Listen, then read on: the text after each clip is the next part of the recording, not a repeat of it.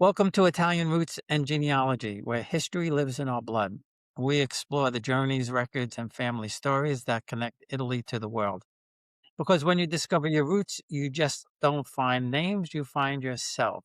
And be sure to check out our YouTube channel and our Facebook group and our great sponsor, Phil Italy. And my guest today is a repeat guest, Linda Stasi, who just wrote a new book and which is coming out March 11th, and the name of the book is The The Descendants. So welcome, Descendant. Linda. It's March 10th, March 10th. March 10th. So Sorry about rush to your bookstores and Amazon right now, March 10th. that. So they could march to Amazon and buy the book now, or Yeah, at least reserve it, right? right this second. Fantastic, fantastic. Uh, so boy, it's at least, I guess, 4 years since we did the first interview. I think before COVID, probably. I think it's been, I think before COVID when we did the first Yeah, interview. yeah.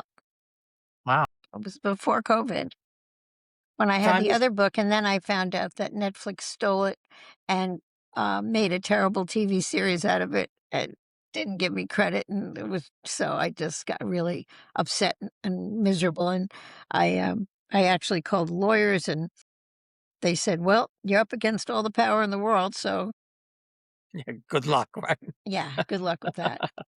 Um, so I know you spent a long time in New York, but where's your family originally from in Italy, and then where did they settle? Well, I'm half Calabrese and half Sicilian, so my motto is, "I will kill you and I'll still be pissed off." So which half is my wife is half Sicilian and half Puerto Rican, so there you go. Oh, so she'll kill you and still be pissed off too. Probably, yeah. I wouldn't be surprised. Yeah, she grew up in oh, now it's Spanish Harlem, but, back then it was all Italian, in the Yeah, 40s sure. and 50s.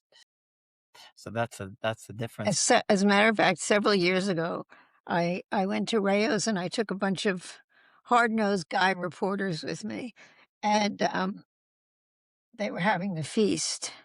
You know, what is the feast there? What is the church? I can't remember. Oh, I don't But, remember.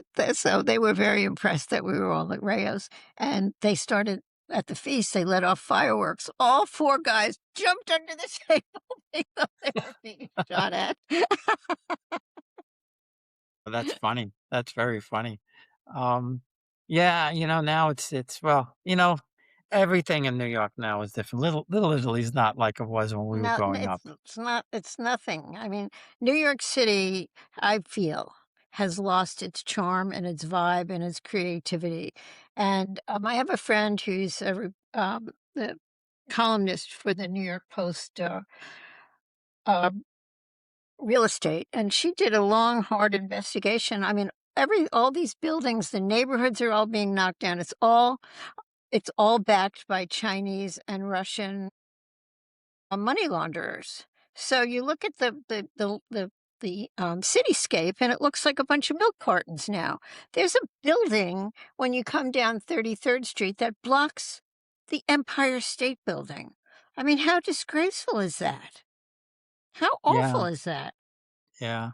Oh boy, I can't remember her name now. I interviewed somebody whose great grandfather, I believe, and she's gonna kill me because I can't remember the name, but he built they, he built over 100 buildings in New York City's from the 20s through the 60s. All of these, apartment buildings and all of that.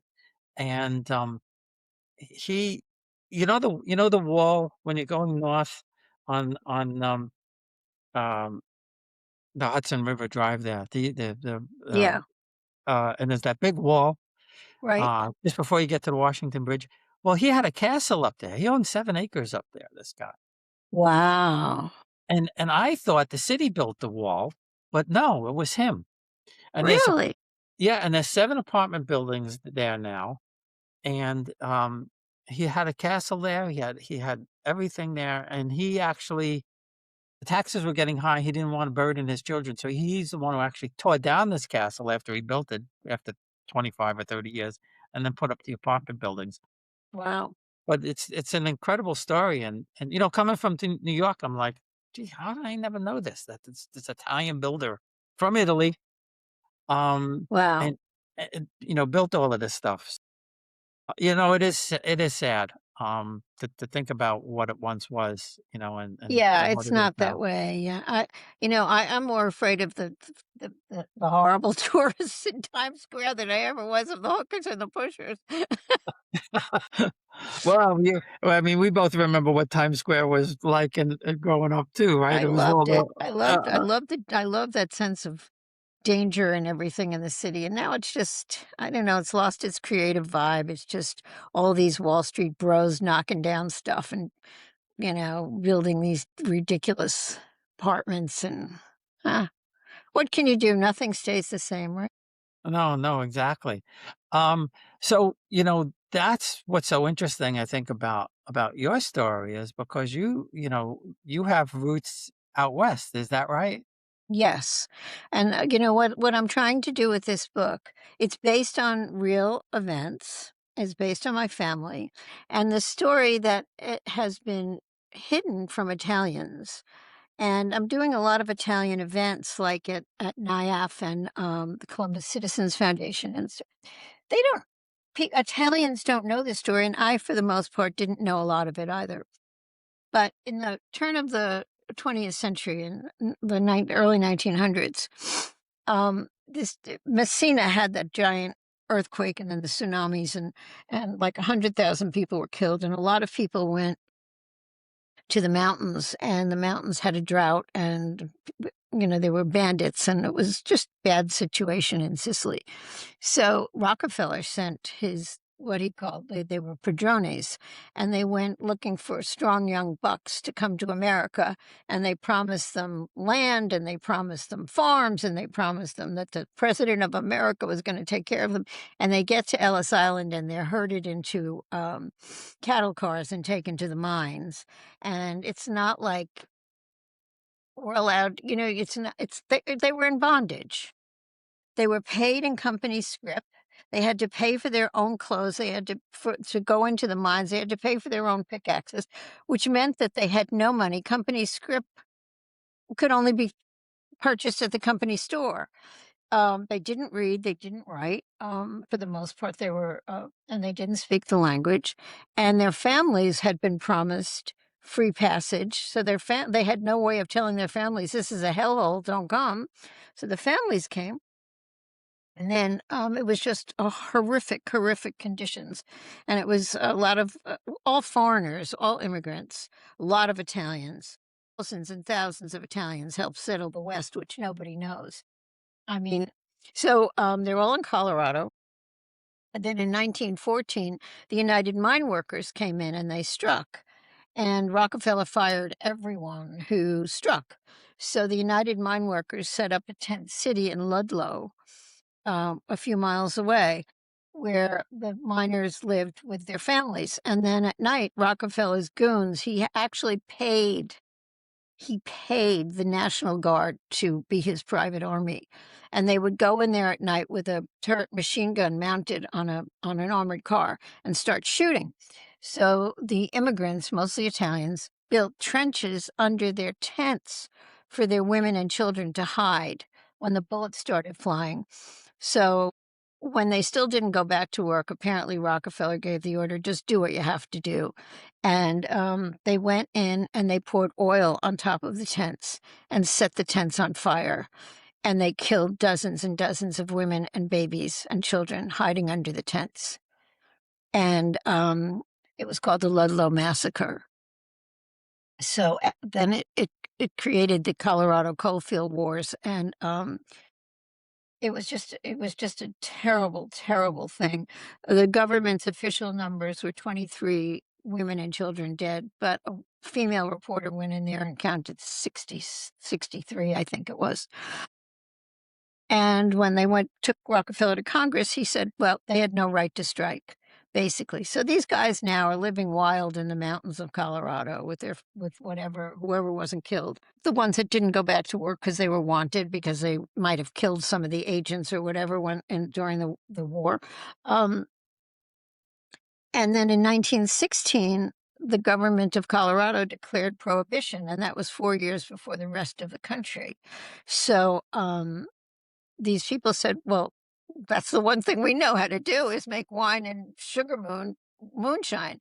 And that's how bootlegging started, and that's how the mafia started in the United States, or in the West, because the Colorado governors hired KKK members to be the prohibition agents. So they basically had a license to kill Italians.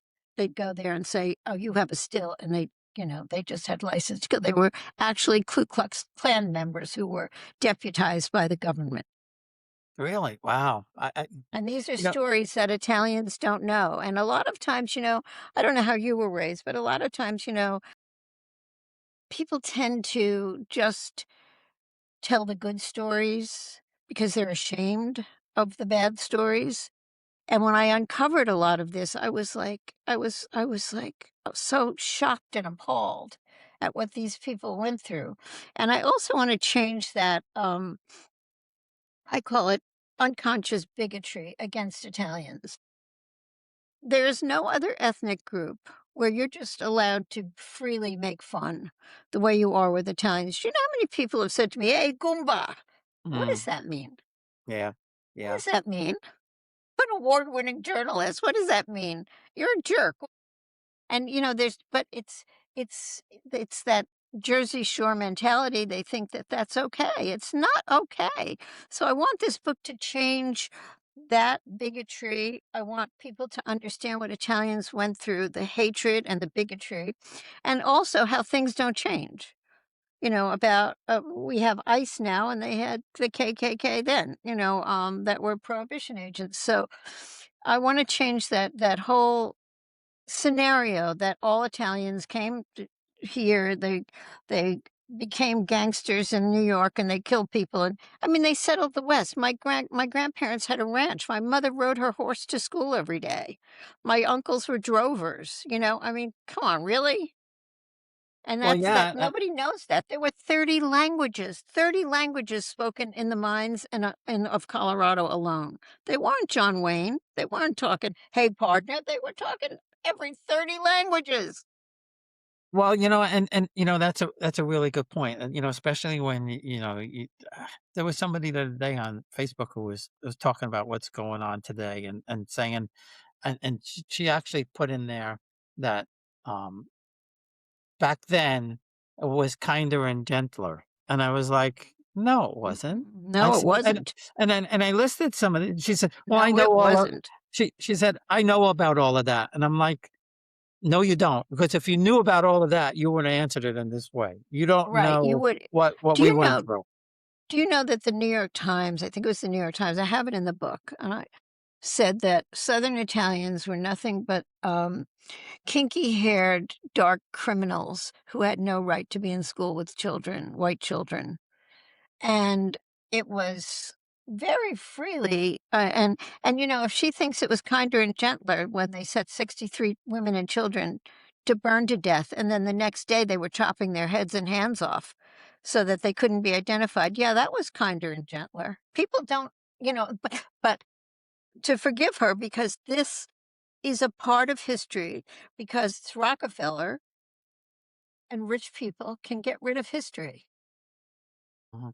Yeah, yeah. Especially back in those days. I mean, Yeah, they were all yeah, powerful, and there weren't cell phones and everything else to record right, all of this kind of right. stuff, you know? Uh, and it is sad that so many people don't know about this. I interviewed, and we worked on a couple other projects. Joe Tucciarone, who wrote the book, Swindle to, New York, Italian Swindle to New York, and it tells a story about those early people who came, and they would thought they were going to South America, and same thing like you said, they dumped Mhm. them here, and then they needed people to work in Yes. various places and shipped them off to Ohio, and I guess us New York Italians were a little snobbish because we we think every Italian came to New York and stayed here. We don't, No, you no, know, most did not stay here, they had to go to work, and, a lot of them were just, taken basically and put into bondage in the mines, whether it was the coal mines or the iron and steel mills or whatever, and they were in bondage, complete bondage. They couldn't get out. I mean, how do you get out? You don't speak the language. You don't. You were never taught to read and write, and you're paid in company script. How do you get out? Can't get out. That's why when the union came in, it was such a big deal. and they and the kids too. That was something I learned. The children that they brought over here to play as musicians on the streets, and the Hmm. parents over there, you know, w- whether they let them come because they thought they were going to have a better life or they got paid something, but the and it was Italians doing this to Italians too, which is Right. really, really sad, you Well, know? But also, yeah, the Padrones were Italians. They went to all these towns and got all these men and convinced them to come to America. Um, in the mines, children as young as 5 years old worked in the mines. They were called breakers, and their job would be to break the coal into little pieces, and it was all full of acid, and their hands would get destroyed. They were not allowed to wear gloves because they couldn't break the coal efficiently. And so their hands were destroyed as young as 5 years old, and that's immigrant here. children. That's Yeah, in the country. Yeah, yeah, you know. yeah, so kindler and gentler, nah, that don't work here. Well, and that was kind of my point. People think they know, "Oh, well, Italians came illegally too." Well, yeah, well, some did, but many got sent home from Ellis Island because they couldn't support themselves or because they were sick, or they thought they were sick, or they thought they were smart. Whatever the case, whoe whoever interviewed them at Ellis Island could turn them away for whatever reason they felt like Right. turning them away for. Um, Well, I'm and hoping that my book, The Descendant, will, change people's complete idea of what the stereotype is, and the stereotype is very unfair because, Italians came here and they worked the mines and they helped settle the West and were completely wiped out, as are most other immigrant groups. I mean, you don't see even to this day, you don't see Westerns where people are speaking Italian or German or Greek or they're all like, "Hey, partner," I mean, even the Martin Scorsese movie, what was it, Killers of the Flower Moon, even the Native Americans had, like, Oklahoma accents. It's like, "No, nobody spoke like that." Uh, that's funny. Um, well, and to your point, the some movies, later movies, not the early ones, but later ones, kind of say, mention Germans or mention Irish, or was Chinese working on the roads. They never mention Italians being there. Never, and thousands upon thousands of Italians went west. Thousands upon thousands. I mean, when I was growing up and I would say, "Oh, my mother grew up on a ranch in Colorado," they'd say, "But aren't you Italian?" I said, "Yes, I am Italian." But yes, my mother did grow up in Colorado. Well, and one of the amazing facts that I discovered as I was doing some research was that there were, um, I want to say eight, um, 8 Italians, maybe 9, at with Custer at the Battle of Little Bighorn, Mhm. and Wow, I and did not know that. yes, yes, and the lone survivor was Giovanni Martino, John Martin, that's the name he went by, and he survived because he was a bugler, and they had sent him to go, tell some other general or something what was going on, and so he escaped.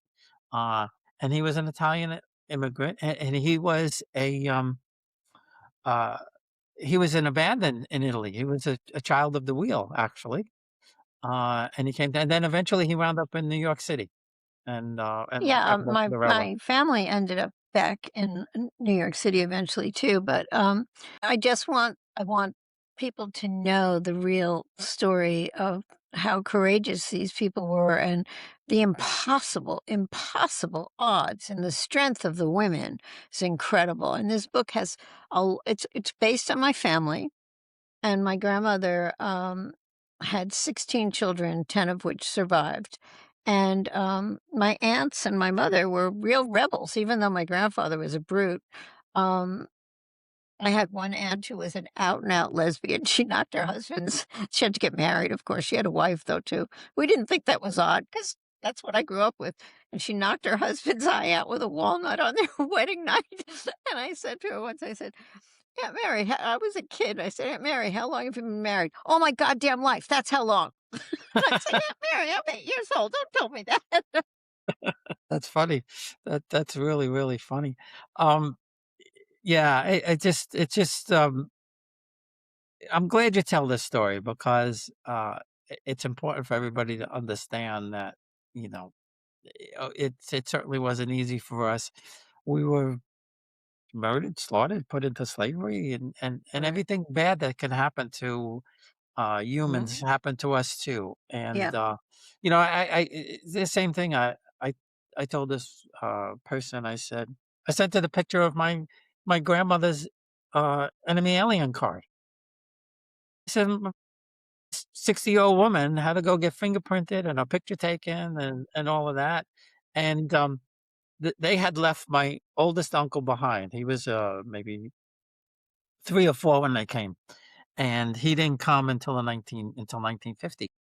Oh, His 4 brothers served in the war, served in yeah. World War II, and he had to wait with his family for 4 years in Canada before coming here.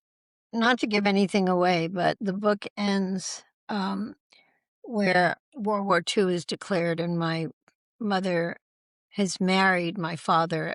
I mean, it's it's a fictionalized version, but, and, war is declared, and my Aunt Rosie comes upstairs and screaming, "They bombed Pearl Harbor," and everybody's, "What the hell is Pearl Harbor?" She said, "I don't know, but they bombed it." And then when they're talking and, my father got drafted into the what was then the Army Air Corps as a fighter pilot, and, my grandfather said, "Where are you gonna this is terrible. Where are you gonna fly this?" And he said, "Well, I'm gonna fly over Italy." And my grandfather's like, "You're gonna bomb your homeland?" And my dad said, "Up, this is my homeland now. America's my homeland." And I think so the story of in The Descendant comes full circle. Yeah, yeah, no, that's interesting. If you remember, my dad was a photographer for the Daily News, for 38 years. He wanted to be a combat photographer, Wow. and, they told him, well, at that time, he was only like 20 or something like that. They told him, or 21, they told him, "You can't be a combat photographer because 'cause you're not a professional photographer, but we're gonna send you to, Signal Corps School at Fort Monmouth, and the life expectancy for a combat photographer is 6 months. So Oh my god. you'll probably get your chance." And then he had a punctured eardrum, and he Oh, got so you know, he got yeah. he got discharged, and that's Right. how he there were no the that's how he got the big break at the Daily News because all the professional photographers were had been Right. war. Sure. And Wow. then he did newsreels for WPX for a while and then went back to stills. Wow. And, I've been posting some of his photos. So what brought the family back to New York then? Well, first of all, I think, it's interesting because as I was researching,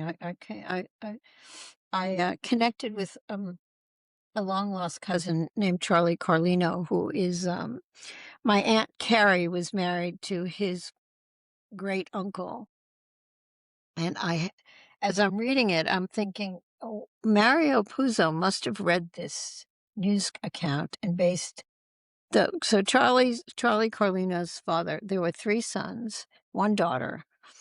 The father's name was Vito Carlino as opposed to Vito Corleone. They were bootleggers and they had started a family. a mafia family and in Colorado. And, my aunt was married to Charlie, and Charlie was the favorite beautiful son, and Charlie was crossing the Baxter Street Bridge in his black car with his bodyguard, and the Dana family was coming across the bridge in the other way, and it was a big ambush, and Charlie was killed.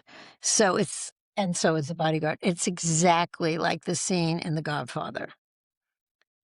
And it's phenomenal. I thought, well, all Mario Puzo had to do was go to the New York Public Library and look up the old newspapers from Colorado because the story is there.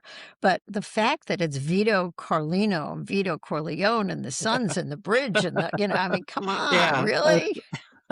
Right? yeah, a little too much of a coincidence, I suppose, Yeah. yeah. So, you asked me, Why they how the family wound up back in New York? so, and this is the story my mother told me. There were a lot of rival families having a lot of bloodshed in Colorado at that time with bootlegging. Once Prohibition became national, it became big money, and there was a lot of bloodshed. And my mother tells a story that one day a big black limousine pulled up, and it was Al Capone. And my mother had a pet that was a wolf dog. It was half wolf, half dog, and which apparently scared the shit out of Capone. Sorry, and and I don't know what happened. I made up a story to go with it, but shortly thereafter, they had to leave. They had to leave Colorado and move to New York.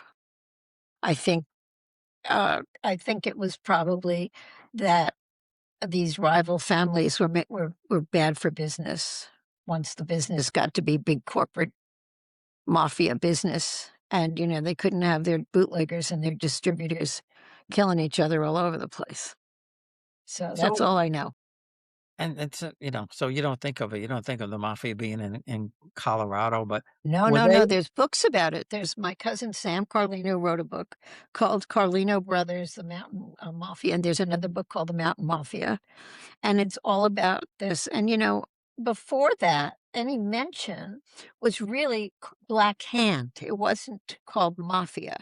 Even in New Orleans, and the Black Hand was mostly it weren't organized. It was a bunch of just like jerks who would like leave threatening notes on people's trees, and then they'd say in Colorado, they'd say, "Meet me with $100 at this tree," and then so they go to the tree and get killed. It's like, okay, we'll meet you. Yeah, I can't wait to meet you. Give you $100 at the tree. And they'd leave letters with a black hand on it. They just mostly were jerks. You never really heard about the mafia. It was apparently and supposedly a 15th century vigilante group made up of lords and peasants who were fighting the French.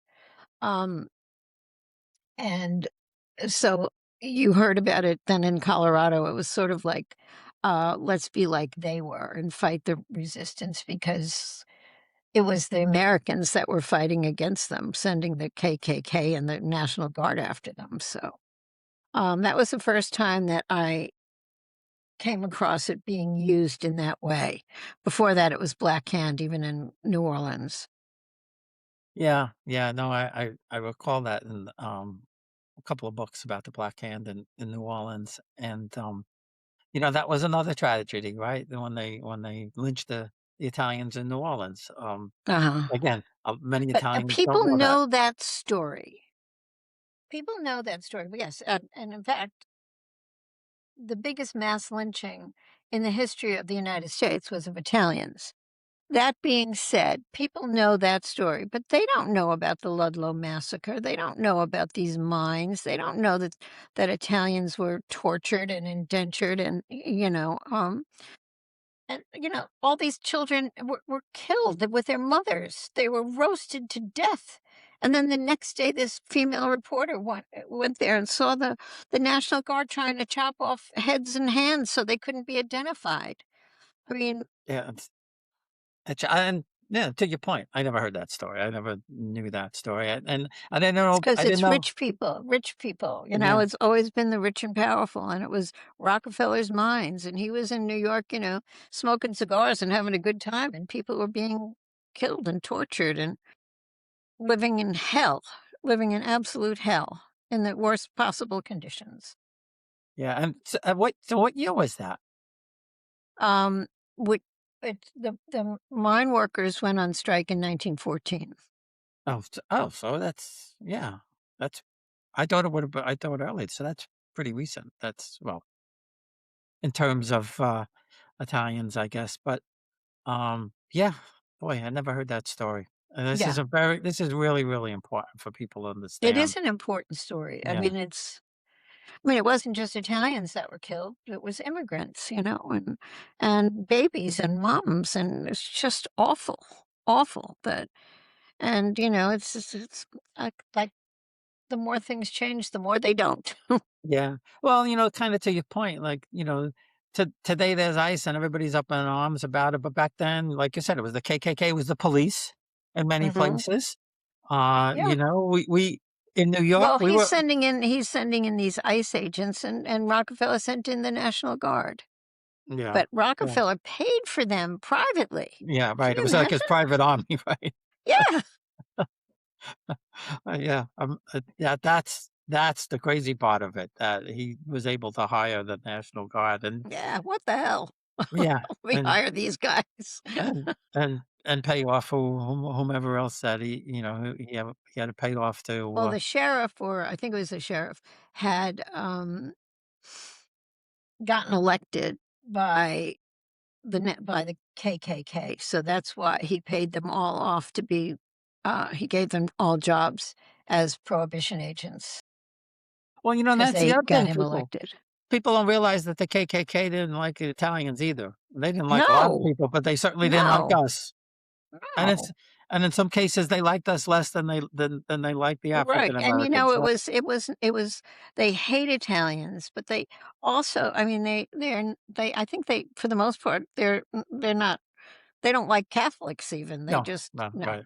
It's Yeah. just those, Baptist, whatever it is, faction more than Catholics, so Well, but, in New York, we weren't allowed in the Irish churches. We had to build our own churches. right, So, even here where you think, well, New York is New York and it's cosmopolitan, well, but not back then. You know, it certainly wasn't yeah. back then. Uh, and, But, and I and Bob, the thing is it still persists. People think it's perfectly all right to make fun of Italians, and then they can't wait to go to Italy and act like we're house pets. "Oh, they're so cute. We had the most delicious dinner at this cute little restaurant." Hey, we're human beings, really. We're scientists, we're politicians, we're teachers, we're writers. We're not a Goomba, and we're not cute little house pets, and I'm yeah. tired of it. I'm really tired of it. Well, no, a lot. I had an editor actually at the New York Post once. It was a story about lobsters or something, and he said, "Hey, call Stacy, and she's connected." So I Yeah. went in. I said, "Yeah, I am connected to the internet."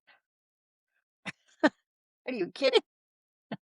Well, that whole thing. Well, you know, I, I have a good friend, Michael Cavieri. He's done some things on Sicily, some movies, and we're working on a project. But his dad was a soldier or whatever, and he says I hate it before. He said it's not glamorous like they make it. He says I grew up with it. It's horrible. He Right. said, it's yeah okay. John Gotti, he's the get cap the head of the family and all of that stuff. Sure, sure, he's got millions of bucks and all of that. Their life is very unhappy. Yeah, yeah, and uh, but he's the guy with the wealth. The soldiers, they don't. It's not like it Right. is in the. They don't have anything. They don't get anything out of it. I don't know. I have no idea what they got, but Yeah, no, well, I mean, I knew a couple. They don't get anything. It's like any other organization. The guy at the top gets right. everything, and the guys at the bottom running around doing whatever they have to do I don't get know nothing. why they've never glamorized the Russian mobs, the Chinese mobs. They've never glamorized them. the way they glamorize the Italian mobs, and I don't and the glamour of it is what made the stereotype, I think. Yes, yes, absolutely. Yes, I couldn't agree more. I couldn't agree more. So people thought we were all like that, which is Yeah, crazy. yeah. It's No, crazy. it is, and it's it's it's like you know, you have to go back to what you said earlier, um, where they think we're all like that, and they think that it's okay I to know, still because I do think this. Italians have given them the license to not stand up, to people who say things like that. We had a doctor, this crazy doctor in Queens. He was a very good doctor, but he's crazy as a loon, and every time I go in there, he'd go, "Listen, you're Italian. I need somebody to kill my wife." And I'd say, "I'm sorry, I don't actually know any." "You don't know a hitman?" I said, "No." I said, "You have needles, kill your wife. Don't bother me." He said, and he would come in the waiting room and say, "Hey, there you are. Do you know somebody to kill my wife?" In front of all the patients. I hope his wife didn't die. No, he did. I think she killed him. I had a crazy Italian doctor too, an orthopedist when I had my knee done. He was friends his mother was friends with my aunt, and I had to have knee surgery, and he was a pretty funny guy. Um, Now this guy was Jewish, so that's why he knew I was oh, so Italian, that's so why that's why he thought I would automatically know a hitman. um, but and again, you know, we don't get credit for all the stuff we do. I interviewed a guy, and I didn't know until the day I kinda glanced over what somebody sent me, then I reading it that morning, Dr. Lou Agnaro, who he won a Nobel Prize in I Yeah, don't know if it was medicine or chemistry, and I was like, "Geez, man, this is like, first of all, why is he talking to me, number 1, but, um and his story was incredible because neither one of his parents he was both his parents were born in Italy, uh, and I think he may have been too, but he was young, and neither one of them went to any school at all, no school at all, and here's this guy who won a Nobel Prize in right. chemistry, and him and with his colleagues, they discovered nitric oxide. My Uh, god. yeah, yeah, Wow. which led to Viagra, and, it Led was to what? it led to Viagra? yeah, yeah, yeah, because I they only thought it led to the dentist's office. no, that's yeah, well, they explained that. That's nitrous oxide. Oh, N oh, oh, oh. Nitric oxide is actually it can't be manufactured. It's present in, our system, and they can enhance it somehow, but they can't create it. It can't be you can't they I can't give you a see. medicine to create it or do anything. But it has to do with the blood supply, and it's a necessity to get an erection, to say it My politely. god, who knew? Who knew? Uh, and 6 months after they discovered it, the Pfizer came out with Viagra, so he's known as the father of Viagra, Oh, that's too bad. You and, know, and don't you love that the government wants to not pay for birth control, but pay for Viagra? right, for Viagra, yeah. So, you're some, like, horny guy who gets his wife pregnant because she can't get birth control. Great. Uh, Where's the well fairness? well, I wanted that's to just a say one other thing, um, because even when I was growing up on Long Island, there was so much prejudice against Italians that my mother would always send my brother and I out of the house saying, "Nobody's better than you. Nobody." And people would say, "Oh, did she then say, and you're better than nobody?" I said, "No, no, no. She just said nobody's better than you." And that's what's engraved on her stone, on her tombstone. Nobody's better than you. Nobody. where did you grow up on Long Island? Where Hicksville. oh, yeah, okay, I know Hicksville well. I was in College Point, that's where I grew up. See if you know Queens at all. Um, and, College Point was a great place to grow up. Nobody went back then, you didn't go there was no reason to go there. So it was like Yeah, this little tiny part of New York City that right. hadn't been discovered yet. Uh, Now they've started, overbuilding it, and Yeah, they're but back overbuilt. then, I don't know where all these people are gonna live. I mean, where all these people are coming from, that they're building and building and building and building. It's insane. what amazes us is how people afford to live in these places. I mean, we're I know. okay, They're but little boxes and they're charging a fortune. Don't know. I don't I a know. lot of it, like in my I live in the city, in a rental building, which I've lived in forever. But a lot of it now is NYU dental students, and mostly from China and Russia. And they, God forbid, they should live in a dorm. They live in three-bedroom apartments. It's Wow. like, what? You're a kid. Yeah, yeah. Why aren't you in a dorm? My brother-in-law still lives in a rent-controlled apartment on Oh, nice. 103rd Street. Really? 100 Wow. I always get the street wrong, and my wife yells at me. It's not that street, it's this street. Yeah, he's been there for, jeez, forever. Probably 70 Lucky years or him. whatever it is. Lucky him. Yeah, no, he's in good, although it's a 5-flight walk up, and at 70 years old, it's not as easy as it used to be. There's no elevator in those buildings, as Yeah. you Oh, know. wow. 5 flights. Well, he's in good shape then. Um, so, Linda, before we go, where can people find the book and, find It's, you if they want to? called The Descendants, and, if you go, I have a website. It's just Linda Stasi, LINDASTASI.com. You can order it there, you can order it on Amazon, and, if you look on my Facebook page, we've been posting the reviews as they're coming in, and, People Magazine did a huge big thing on it, and yesterday we got a lovely big thing in the Brooklyn Star, so they're starting to come in now. So, go to my Facebook page and look it up, and then you see if you wanna buy the book, because I think it's a revelation, and it's gotten some tremendous feedback from some, mega best-selling authors who called it brilliant, and, um, Heather Graham said that it wasn't just heart, it was heart and soul of every reader. So that was like, Oh, that's great, and, people oh, need and to you buy know the what book. was fun? I did an interview with the Pueblo newspaper, and, considering I've never lived in Colorado, the interviewer was a young woman and a professor also, and she said, "How in the world did you get us? You're such a Pueblo girl. I bet you even wear hoop earrings." I said, "Every day." She said, "But you got our language, you got our everything." And in many ways, I feel like I didn't even write this book, that it was just fed to me by my ancestors. Because I Yeah. just like, and it just came out of me. And I mean, I didn't, how would I know the dialogue of Italian American cowgirls in 1920, you know? But I Well, did, so I'm a firm believer in that 2 things. 1, nothing happens by accident, and some of us are right, just picked to do this kinda stuff, right, because somebody out there is telling us, "You need to tell our right. story," or Absolutely, you need to, absolutely. you need to, we need to be remembered.